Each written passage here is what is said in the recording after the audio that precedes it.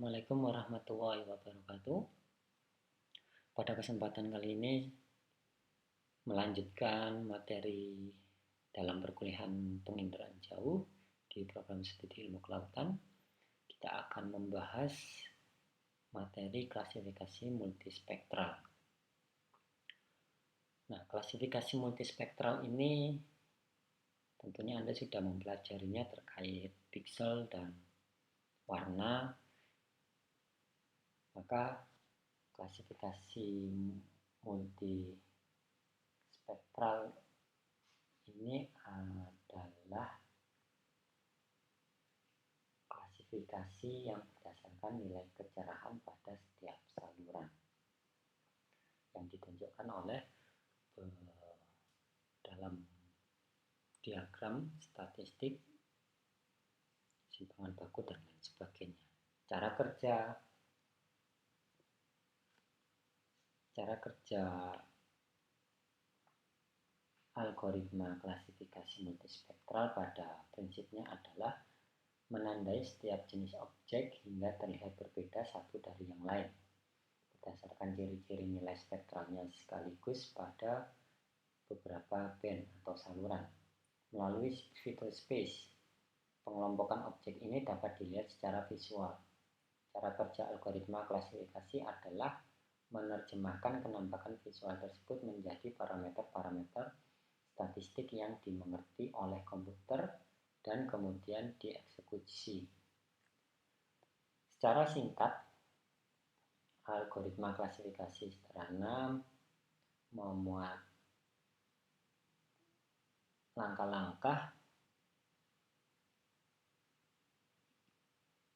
antara lain menentukan nilai spektral representatif setiap objek dengan cara sampling.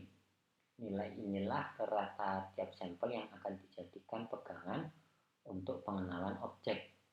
Kemudian menempatkan nilai representatif objek pada diagram multidimensional. Kemudian ketiga, menentukan batas toleransi berupa jarak spektral dari nilai representatif. Artinya apa? Vektor piksel yang terhitung pada posisi di luar jarak ini akan dikelaskan sebagai bukan objek yang dimaksud. Kemudian yang keempat, pengambilan keputusan berupa penghitungan seluruh nilai piksel dan memasukkan ke kelas yang tersedia selama seluruh nilai piksel lebih pendek atau sama dengan jarak toleransi masing-masing objek dan mengkelaskan sebagai tak terklasifikasikan selama piksel tersebut tidak masuk kelas manapun. Piksel yang tidak terklasifikasikan tersebut akan ditandai sebagai kelas A bila jarak spektral piksel tersebut adalah yang terdekat dibandingkan jarak spektral ke kelas lainnya. Kemudian dalam sistem klasifikasi multispektral terdapat dua proses klasifikasi multispektral.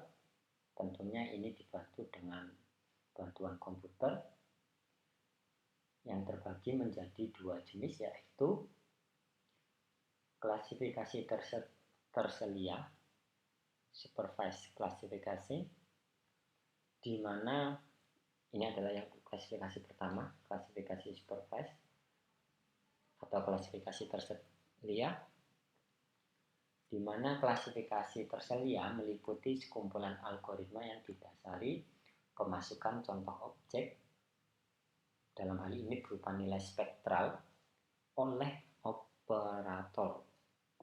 Yang patut digarisbawahi adalah oleh operator. Kita juga dalam hal ini operator kita. Contoh ini disebut dengan sampel. Jadi contoh objek tadi ini disebut dengan sampel dan lokasi geografis kelompok piksel sampel ini disebut sebagai daerah contoh atau training area. Sebelum sampel diambil, operator harus mempersiapkan sistem klasifikasi yang akan akan diterapkan. Seperti halnya klasifikasi manual. Dua hal penting yang harus dipertimbangkan dalam klasifikasi ialah sistem klasifikasi dan kriteria sampel. Pengambilan sampel secara digital oleh operator pada dasarnya merupakan cara melatih komputer untuk mengenali objek berdasarkan kecenderungan spektralnya. Jadi ini juga perlu kita sebagai operator, karena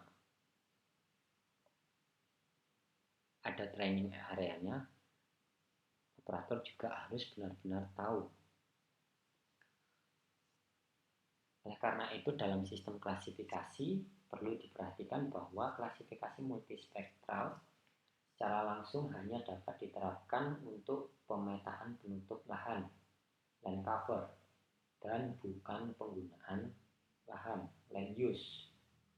Aspek penggunaan lahan secara deduktif dapat diturunkan dari informasi penutup lahannya, atau dengan cara lain melalui pemasukan informasi temporal. Oleh karena itu, sistem klasifikasi yang disiapkan harus berisi kelas-kelas penutup lahan, misalnya padi, jagung, jadi berdasarkan jenis tumbuhan semak, padang rumput, bukan penggunaan lahan. Jadi contoh penggunaan lahan seperti sawah, tegalan, hutan lindung, ini adalah penggunaan lahan. Tambak itu juga penggunaan lahan. Karena aspek fungsi ini tidak dapat dipresentasikan secara langsung melalui nilai piksel. Jadi ini adalah berdasarkan nilai piksel. Bila kerangka klasifikasi yang tersedia ternyata hanya sistem klasifikasi untuk penggunaan lahan, maka sistem ini perlu diterjemahkan dulu menjadi klasifikasi penutup lahan. Untuk konversi semacam ini, pengetahuan kita mengenai karakteristik penggunaan lahan dalam kaitannya dengan penutup lahan sangat penting. Oleh karena itu, local knowledge ini perlu. Maksudnya local knowledge ini kita perlu mengetahui kondisi daerah. Hal ini tentunya menunjang dalam analisa nantinya. Sistem klasifikasi yang secara langsung mengacu pada kategori penggunaan lahan atau yang mencampur adukan aspek penutup lahan dengan penggunaan lahan sebaiknya tidak digunakan pada klasifikasi awal, mengingat bahwa fungsi penggunaan lahan tidak secara langsung direpresentasikan oleh nilai piksel. Kemudian kriteria sampel.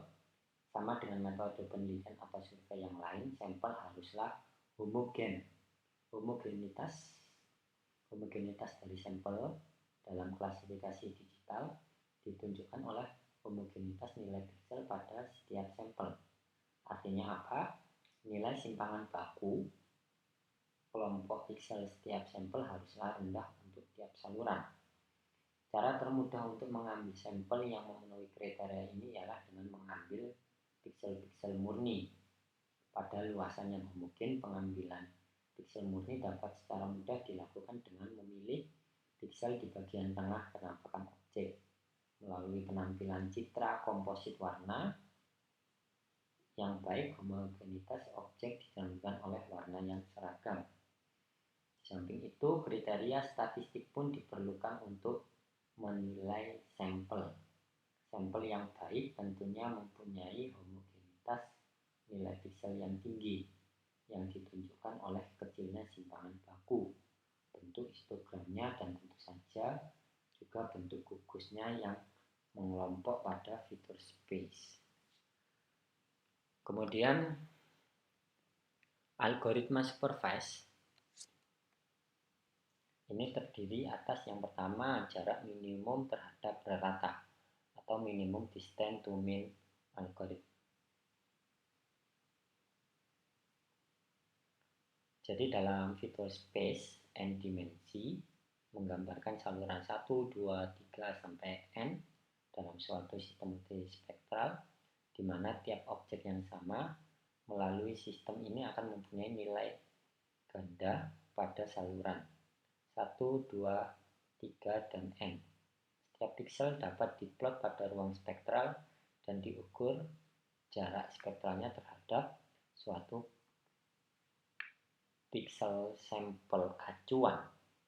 Yang maksudnya acuan di sini adalah yang telah diketahui jenisnya. Nah, kemudian keuntungan dari penggunaan algoritma klasifikasi ini, klasifikasi jarak minimum terhadap rata-rata atau minimum distance to mean algoritma, adalah kecepatannya, kecuali bila dibandingkan dengan algoritma paralel P. Kelemahannya, cara ini tidak mempertimbangkan variabilitas kelas. Sebagai contoh, lahan terbuka bebatuan gamping yang terlihat tersusun oleh banyak piksel dengan variasi yang tinggi, yang berarti mempunyai piksel yang jarak spektral yang jauh dari nilai rata-ratanya. Piksel-piksel semacam ini akan dapat salah terklasifikasikan. Sebaliknya, objek yang variasi nilai pikselnya kecil, seperti air jernih, akan menghasilkan piksel-piksel yang terlalu banyak terklasifikasikan masuk, yang nantinya akan masuk ke dalam kelas air. Kemudian yang kedua adalah algoritma paralel P, di mana algoritma atau klasifikasi dengan algoritma ini, yang pertama, operator memasukkan sampel berupa nilai kelompok piksel beserta dengan nama labelnya. Nilai kelompok piksel ini hanya akan dicatat sebagai nilai rata beserta dengan simpangan bakunya. Simpangan baku, ingat, simpangan bakunya. Kemudian kedua, sampel yang telah tercatat nilai rata dan labelnya ini kemudian akan ditempatkan pada ruang spektral n dimensi, di mana notasi n ini adalah jumlah saluran spektral yang dijadikan masukan. Ketiga, operator diminta memasukkan suatu koefisien pengali dengan notasi P, di mana nilai dari notasi P ini nantinya akan dikalikan dengan simpangan baku pada setiap saluran. Jadi nilai koefisien pengali atau notasi P ini dikali simpangan baku digunakan sebagai nilai panjang setiap sisi yang dibangun pada nilai rata-rata sebagai pusat kotak. Setelah semua sampel selesai dicatat oleh komputer dan operator memasukkan nilai koefisien pengali, maka program pun segera memutuskan klasifikasi. Proses ini dimulai dari piksel baris pertama, kolom pertama, sampai baris terakhir, kolom terakhir. Apabila ternyata vektor piksel yang bersangkutan masuk ke salah satu box atau sampel, maka piksel ini diklasifikasikan sebagai kelas yang menandai kotak tersebut. Itulah sebabnya klasifikasi paralel pip ini sering juga disebut sebagai klasifikasi box. Namun di samping itu bisa jadi suatu vektor piksel ternyata tidak masuk kotak manapun, yang artinya piksel ini dinyatakan sebagai piksel tak terklasifikasikan. Besarnya nilai faktor pengali P sangat menentukan banyaknya piksel yang tak terklasifikasikan. Semakin besar nilai P, semakin besar ukuran tiap kotak, dan semakin kecil resiko suatu vektor piksel untuk tidak masuk ke kotak manapun, atau dalam artian unclassified. Akan tetapi semakin besar kotak, berarti pula semakin kurang teliti hasil klasifikasinya. Maksudnya adalah misclassified, karena tingkat generalisasinya pun menjadi semakin besar. Kemudian algoritma kemiripan maksimum atau maksimum likelihood merupakan algoritma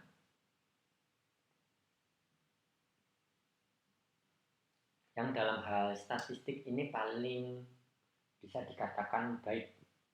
Asumsi dari algoritma ini ialah bahwa objek homogen selalu menampilkan histogram yang terdistribusi normal atau Bayesian. Pada algoritma ini piksel dikelaskan sebagai objek tertentu, tidak karena jarak Euclideannya, melainkan oleh bentuk, ukuran, dan orientasi sampel pada vector space yang berupa elipsoida.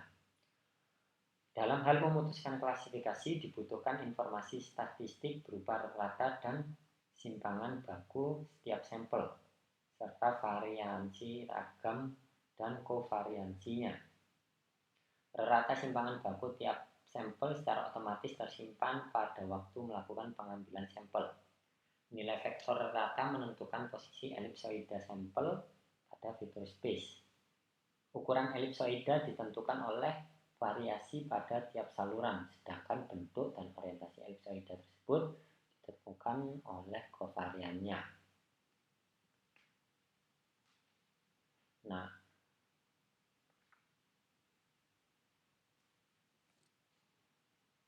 pada algoritma klasifikasi atau maksimum likelihood ini diasumsikan bahwa probabilitas untuk semua kelas dipandang sama. Meskipun pada kenyataannya tidak semua kelas dapat diperlakukan dengan probabilitas sama untuk direpresentasikan pada citra. Suatu gugus sampel yang jauh lebih kecil dari gugus sampel yang lain tentunya mempunyai probabilitas yang lebih kecil untuk muncul, sehingga perlu adanya faktor pembobot untuk masing-masing kelas yang ada.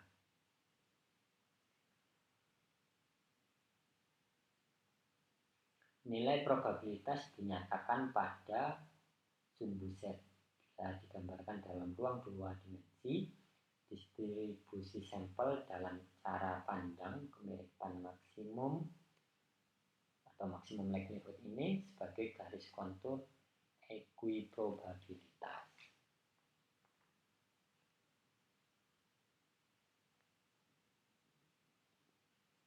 Perlu diperhatikan bahwa sofistikasi algoritma maksimum likelihood ini masih mengandalkan diri pada asumsi bahwa berbagai objek dapat dibedakan semata-mata berdasarkan kecenderungan spektralnya. Kenyataan menunjukkan bahwa objek terlalu kompleks untuk dapat diklasifikasikan dengan asumsi ini. Kemudian yang berikutnya adalah algoritma tetangga terdekat atau K-nearest neighbor algoritma.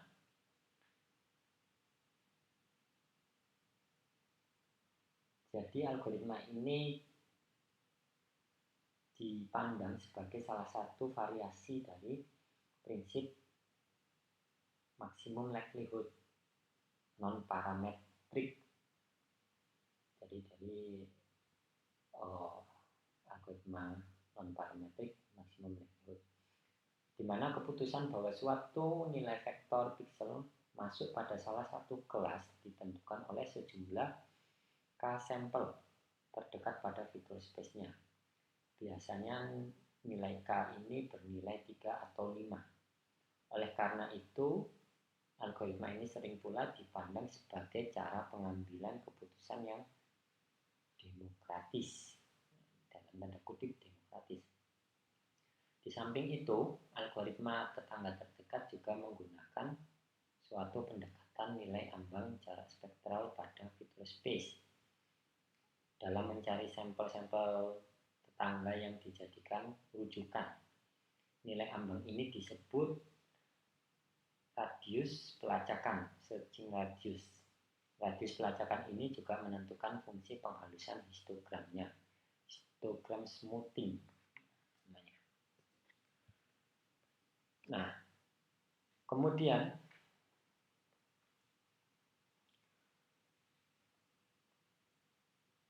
berikutnya adalah klasifikasi tak terselia atau unsupervised klasifikasi. Berbeda halnya klasifikasi terselia, klasifikasi tak terselia secara otomatis diputuskan oleh komputer tanpa campur tangan operator. Kalaupun ada, dengan kita sebagai operatornya, ini pun tidak banyak.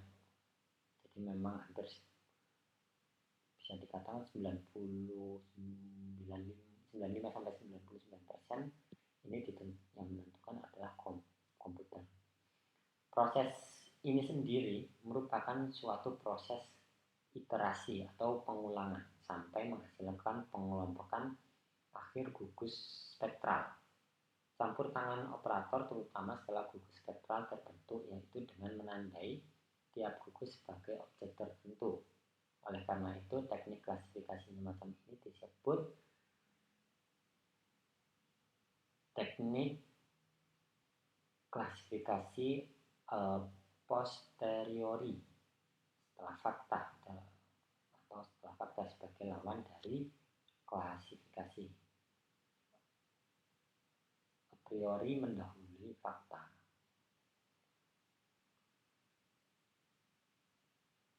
Dalam Sresta 1991 dalam Dano Dora 96 menyebutkan adanya 3 algoritma klasifikasi tak terselia, yaitu yang pertama jarak minimum ke pusat gugus atau minimum distance to cluster center. Algoritma ini mengikuti tahapan yang pertama. Secara bebas arbitrarily, si operator memasukkan jumlah maksimum kelas atau gugusnya. Jadi kita memasukkan kelasnya berapa yang ingin dikelaskan. Kedua, berdasarkan masukan ini secara acak. Jadi kita hanya memasukkan saja. Nanti komputer yang akan mengolahnya menjadi beberapa kelas, di mana komputer akan menempatkan vektor rata sebagai titik pusat kelasnya. Ketiga, berdasarkan distribusi titik pusat ini, seluruh titik piksel dihitung dan ditandai sesuai dengan nama atau urutan gugus yang terdekat jaraknya. Sekali gugus ini terbentuk, maka terlihat bahwa titik pusat yang ditentukan secara acak tadi tidaklah tepat posisinya, sehingga komputer menentukan titik-titik pusat baru. Begitu titik pusat baru terbentuk, pembentukan gugus pun bisa dimulai, dan begitu seterusnya sampai pengelompokan yang berakhir. Disinilah yang dimaksud dengan iterasi. Kemudian untuk meningkatkan efisiensi proses klasifikasi, maka masukan dari operator ini tentunya sangat dibutuhkan. Yang pertama, seperti yang tadi dijelaskan, bahwa jumlah maksimum kelas, kita mau menjumlahkan berapa kelas. Kemudian jarak antara dua pusat gugus berapa, radius kelas atau gugus, dan jumlah piksel minimum sebagai nilai ambang faktor penghilangan gugus.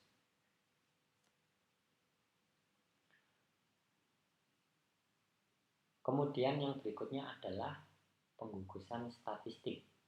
Algoritma ini menggunakan parameter statistik berupa nilai variansi ragam untuk menentukan homogenitas kelas atau gugus dengan menggunakan jendela matriks yang biasanya berukuran 3x3. Seluruh nilai piksel di bawah jendela ini diperhitungkan sampai beberapa kali jendela bergerak. Maksudnya metriknya tadi, jendela metrik. Nilai ambang variasi dan beberapa kali jendela bergerak diberikan oleh operator. Bila nilai rata piksel-piksel di bawah jendela ini lebih rendah daripada piksel variasinya, maka nilai rata ini menjadi pusat kelas atau gugus. Dengan demikian, algoritma ini tentu saja membutuhkan masukan yang pertama, jumlah gugus atau kelas maksimum. Jadi mau maksimumnya berapa, nilai ambang variansi, jumlah gerakan jendela untuk setiap atau matriks untuk setiap kali perhitungan variansi, dan rata. D, nilai ambang jarak antar gugus. Hasil klasifikasi ini adalah kelompok-kelompok spektral yang siap untuk diklasifikasikan secara terselia menggunakan algoritma-algoritma yang sudah digunakan. Kemudian algoritma campuran atau hybrid. Penghitungan seluruh nilai piksel pada seluruh citra tentu saja sangat menghabiskan waktu. waktu dan biaya. Oleh karena itu dikembangkanlah algoritma campuran yang hanya mempertimbangkan daerah sampel yang secara spektral cukup mewakili daerah keseluruhan dari citra. Nantinya hasil pengelompokan spektral ini diekstrak menjadi file tersendiri dan dijadikan masukan dalam ekstrapolasi pengelompokan untuk seluruh citra. Karena di sini ada proses pengambilan bagian citra atau subset sebagai sampel, maka istilah campuran atau hybrid pun lebih tepat diberikan. Mengingat bahwa proses pengambilan sampel sendiri lebih sering digunakan pada algoritma klasifikasi terselia. Jadi itu tadi pengertian terkait algoritma terselia dan tak terselia. Pengertian dasarnya, definisinya Anda perlu tahu. Akan tetapi dengan perkembangan teknologi yang sekarang, penggunaan perangkat lunak, Anda cukup mau menggunakan yang mana, tergantung kebutuhan Anda. Jadi seperti itu. Nah, akan tetapi ketika Anda menggunakan algoritma klasifikasi yang mana terselia atau tak terselia, maka Anda perlu memperhatikan definisi dari masing-masing pengertian algoritma terselia tadi. Nah, tentu saja dalam hal klasifikasi, ketelitian menjadi hal yang utama. Hasil klasifikasi multispektral yang berupa peta penutup lahan misalnya ataupun penggunaan lahan mempunyai tingkat ketelitian, dalam hal ini akurasi tertentu yang dapat diukur secara kuantitatif. Evaluasi atas ketelitian hasil klasifikasi ini dapat diterapkan pada dua aspek, yaitu aspek ke dalam isi dan aspek kebenaran di lapangan. Aspek kedalaman isi berkaitan dengan tingkat kerincian informasi secara tematik yang kurang lebih sejajar pengertiannya dengan ARAS, level klasifikasi menurut versi USGS. Misalnya, peta penggunaan lahan yang menyajikan informasi berupa kelas-kelas sawah, tegalan, pemukiman akan mempunyai tingkat kerincian yang lebih rendah daripada informasi berupa kelas-kelas sawah dengan padi 2 kali, sawah dengan padi diselingi palawija, tegalan, pemukiman desa, dan pemukiman kota. Penelitian dalam kebenaran klasifikasi biasanya lebih ditekankan pada aspek tepat tidaknya dan jenis penutup atau penggunaan lahan yang diberi label pada suatu posisi koordinat tertentu.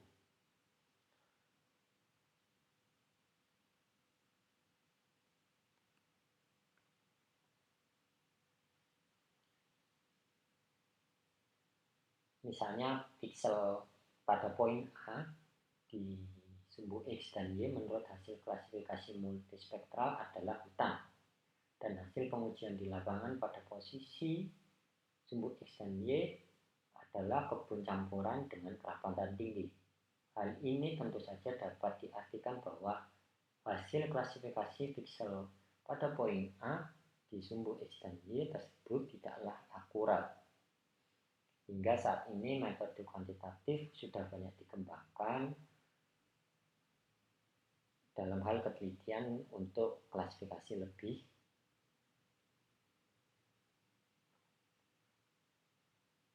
diujikan pada ketelitian yang kedua, yaitu kebenaran di lapang. Jadi perlu juga kita menguji dengan data lapang.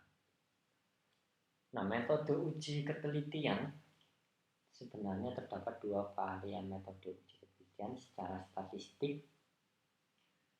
Yang pertama adalah pada poin pertama, operator mengambil kembali piksel-piksel yang telah dipilih sebagai sampel dengan label 1, 2, 3 sampai ke N, di mana notasi N ini adalah jumlah label atau kelas yang telah ditentukan. Masing-masing label ini berisi sejumlah piksel dengan variasi nilai tertentu yang memberikan satu himpunan parameter statistik rata, simpangan baku, variasi, kovariasi, dan sebagainya. Kemudian yang poin kedua, gugus-gugus atau kelas-kelas piksel yang sama, tetapi sebagai hasil proses klasifikasi pun diambil, sehingga piksel-piksel ini sekalipun pada posisi koordinat yang sama persis dengan langkah atau poin yang sebelumnya, poin 1, biasanya mengandung komposisi label yang berbeda sebagai hasil penurunan informasi secara statistik. Kemudian poin yang ketiga, kedua himpunan label yang sebelumnya disusun dalam bentuk metrik yang disebut sebagai metrik kesalahan.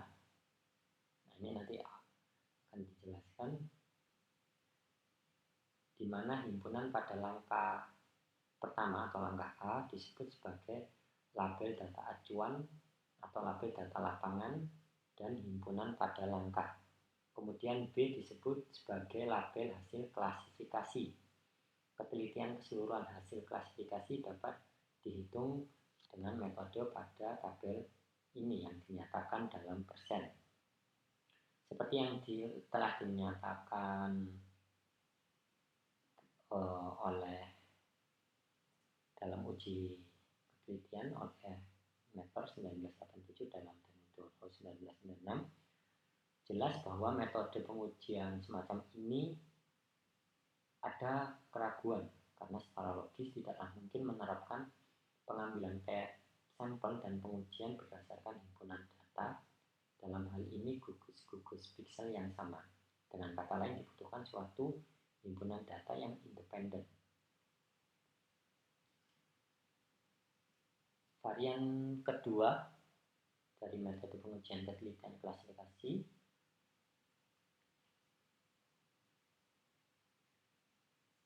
yaitu menggunakan himpunan data yang independen, sehingga secara logika lebih dapat diterima kebenarannya.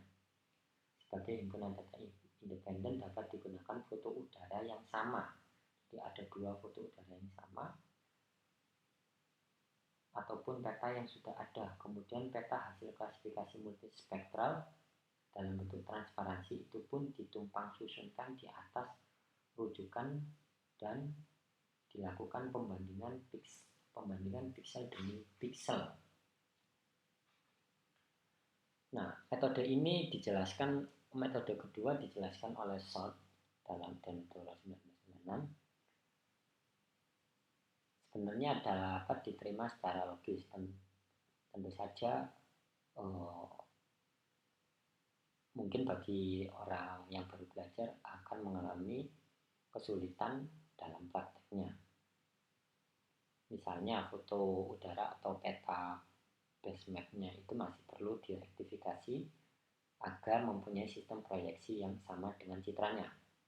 Peta yang sudah ada pun perlu dicek apakah tidak terjadi perubahan penggunaan atau penutup lahan dalam selang waktu pembuatan peta dengan perekaman data satelit.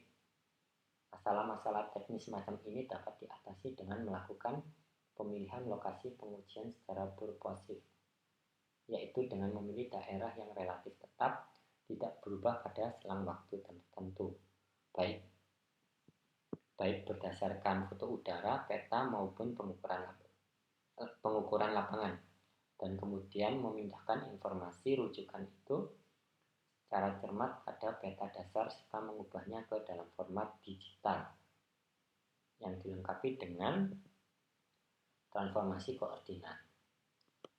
Selain itu baru dilakukanlah pembandingan piksel demi piksel. Nah, ini adalah contoh metrik kesalahan untuk uji akurasi tadi yang berdasarkan meter. Dari kolom A hasil klasifikasi dengan penghitungan klasifikasi, di mana keterangan label bisa dibaca pada slide ini dari poin A sampai poin B. Maksudnya ini adalah untuk poin penghitungan klasifikasi. Jadi pada slide penjelasan ini keterangan tabel adalah untuk poin perhitungan klasifikasi dari A, B, C, D sampai E. Nah, harus ada jumlah piksel kelas I sampai piksel-piksel yang diklasifikasikan. Nah, hasilnya adalah dalam bentuk persen.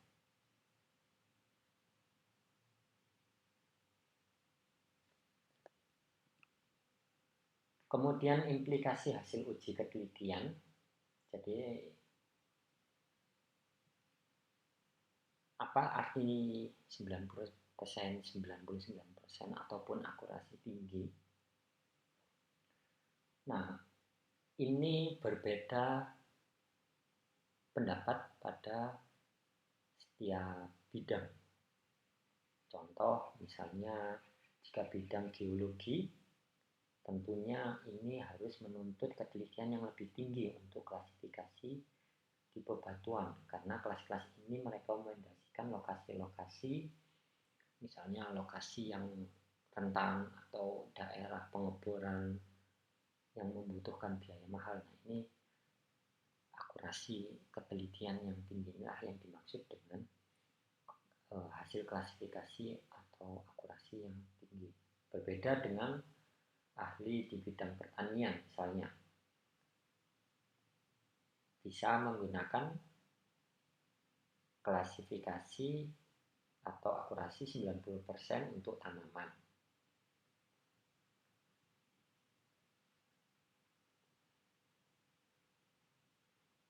Nah, Estes dalam tahun 1992 dalam Damodoro 1996 memberikan pengertian bahwa hasil uji ketelitian merupakan rata atau overall akurasi. Contohnya adalah misal suatu peta dinyatakan mempunyai ketelitian atau akurasi 85%. Nah, ini adalah bagian mana yang benar-benar akurat dan bagian mana yang tidak. Pertanyaan ini penting dalam konteks sistem informasi geografi, di mana setiap produk pemetaan baiknya memuat estimasi kesalahan yang ada untuk mengurangi adanya akumulasi kesalahan pada produk akhir. Jadi jangan lupa ketika Anda bekerja membuat peta, tapi saya rasa tidak hanya bekerja dalam hal ini, dalam bidang sains dan teknik, kesalahan itu, error itu harus selalu diperhitungkan karena ini berkaitan dengan akurasi yang ada. Lebih jauh lagi, Estes menyatakan bahwa metode-metode pengujian yang telah dikembangkan itu dilandasi oleh pendekatan statistik nir keruangan non-spasial yang mapan, namun mengabaikan fenomena geografis yang nyata. Oleh karena itu, Estes mengusulkan perlu dikembangkannya metode pengujian yang baru yang lebih menonjolkan distribusi spasial kesalahan ataupun akurasi suatu produk pemetaan. Oleh karena itu, maka dalam hal penentuan akurasi, tingkat akurasi, kita perlu sering melatih diri dalam hal penentuan akurasi. Ya, ini terkait pengalaman. Tentu saja pengalaman ini tidak bisa didapat secara instan. Anda harus bisa berlatih dengan berbagai macam data. Ataupun misalnya dalam konteks penginderaan jauh, Anda bisa melatih dengan berbagai macam citra satelit dengan resolusi yang berbeda. Resolusi tinggi, sedang, dan rendah. Itu Anda bisa melatihnya. Sehingga jam terbang Anda, pengalaman Anda akan mengasah tingkat akurasi tinggi. Baik, itu penjelasan dari saya terkait klasifikasi multispektral. Kurang lebihnya, jika ada pertanyaan atau masih saran dan kritik, bisa dituliskan di kolom komentar. Kurang lebihnya saya mohon maaf. Terima kasih atas perhatiannya dalam menonton video saya. Saya akhiri, terima kasih. Assalamualaikum warahmatullahi wabarakatuh.